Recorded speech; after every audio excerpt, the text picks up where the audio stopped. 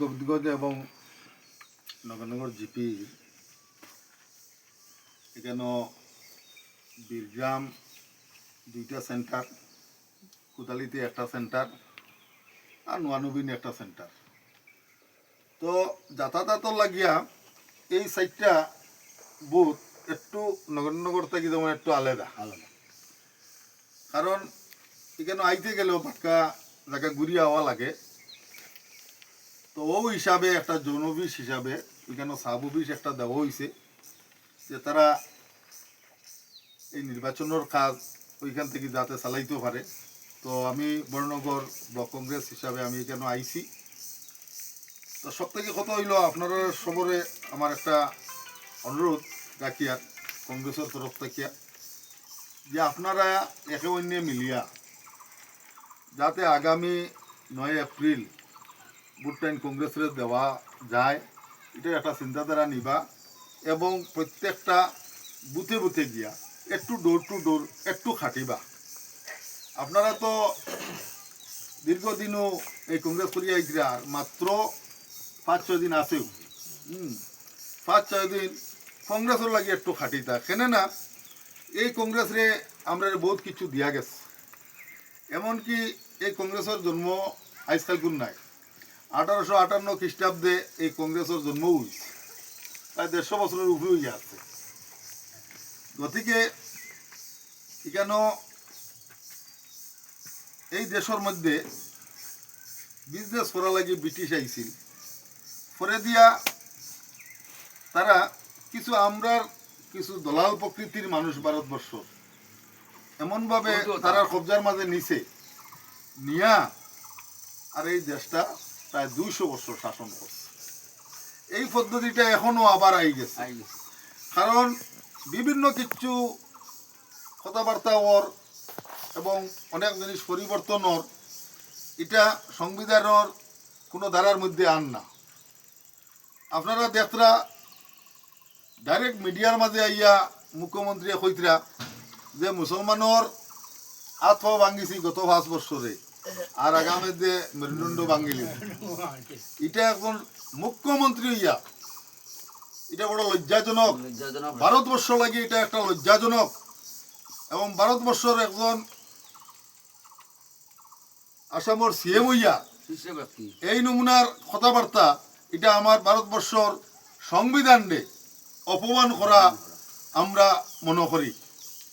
এবং এখন যেটা আমরা রাতাবাড়ি হয়েছে, রাতাবাড়ি একটা খাটিয়া রামকৃষ্ণ হয়েছে, আপনার কিছুদিন আগে শুনছেন সোশ্যাল মিডিয়াতে, তাই নো কইছেন যেখানে খারা খারা ভোট দিবাই না দিবাই রেজাল্ট বাদে যাতে বুলডোজার যায় না। খালকেও কৃষ্ণেন্দু ফালে এক কথা কইছেন যে 4 তারিখ ভোট গোনা আর 5 তারিখ বুলডোজার যাইব। এই যে হুমকি দুমকি, অন্তপক্ষে আমি জানি যারা আমাদের প্রকৃত কংগ্রেসী আছে এটা হুমকিরে কেউ তোয়াক্কা করতো না, কারণ এই কংগ্রেসে এই দেশের লাগি রক্ত দিছে প্রায় 65,000 উলেমায় ইন্ডিয়া গেটের মধ্যে এখনো এটা লিপিবদ্ধ আছে, কেউ ডরাইন না। আর তাইনতানোর জন্ম হয়েছে এদিন 1980 ইংরাজির। তারা বয়স কত হয়েছে? তারা বয়স হয়েছে 40-45 বছর বয়স। হ্যাঁ, আর 150 বছরের উপর কংগ্রেস, তারা কিতা শিখাইব? আর কংগ্রেস এমন এক দল এবার দেখরা তো আপার আসামে যে আলোড়ন সৃষ্টি হয়েছে। আজকে কৃষ্ণেন্দু পাল কইন আর আমার হেমন্ত বিশ্ব শর্মা কইন, এরা তো আমরা কংগ্রেসের আবর্জনা।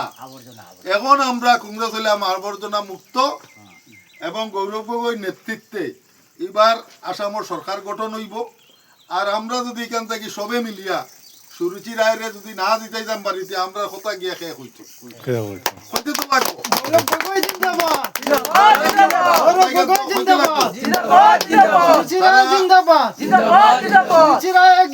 हम तुम्हारा साथ है, साथ है, साथ है। रुचिरा एक ये चलो हम तुम्हारा साथ है, साथ है, साथ है।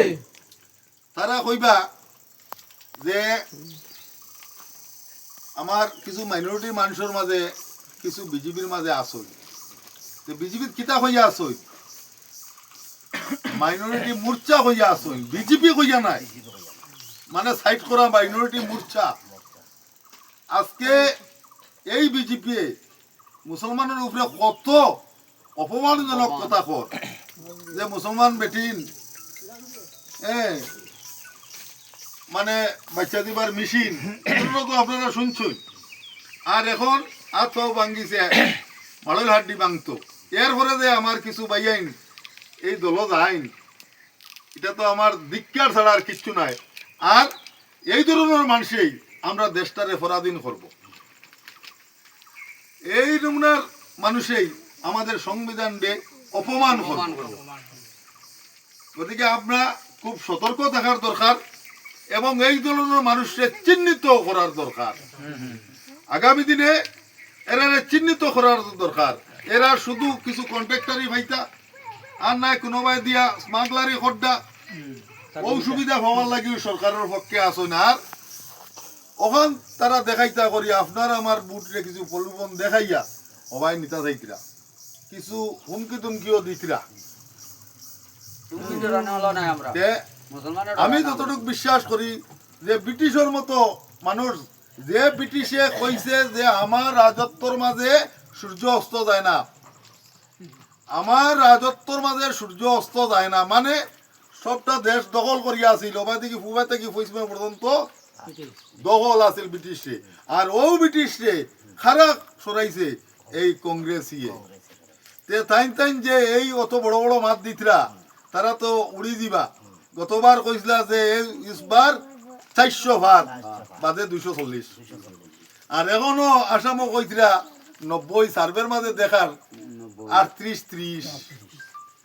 থেকে 38 তারার দেখার সার্ভের মধ্যে দেখার আর আমার রাতাবাড়ির বিধায়কে রামকৃষ্ণ বিধায়কে তাই তো বাংলাদেশি যদি বাংলাদেশি না হইতো আমারে আপনারা যদি আমরা কই যে আপনার এই দেশের ডকুমেন্ট দেখাইতো 10 মিনিটের ভিতরে দেখাই হয় মোবাইলও আছে নাইলে বাড়িতে আছে তাই নি 6 মাস থেকে এখানে দেখাইতে পারতো না গত 31 তারিখও কালকে একটা তারিখ গেছে কোনো জবাব না দেওয়ায় এটা কেন্দ্রীয় গৃহ মন্ত্রকও গেছে হয়তো যদি কোনো নমুনার আইন ভাস করিলাইন তে আমরা হয়তো উপনির্বাচনের সম্মুখীন হইতাম পারি গতিকে আমরা দেশের যেটা উপনির্বাচন যদি হয় তাই যদি পড়ি যায় তে উপনির্বাচন হইলে যে কোটি কোটি টাকার খরচ হইব এটা তো আমরা খরচ হইব না তে এই খরচ আমরা বাদ দিয়া একবারে শুরু চিরাইরে আমরা ইনর প্রতিনিধি মানিতাম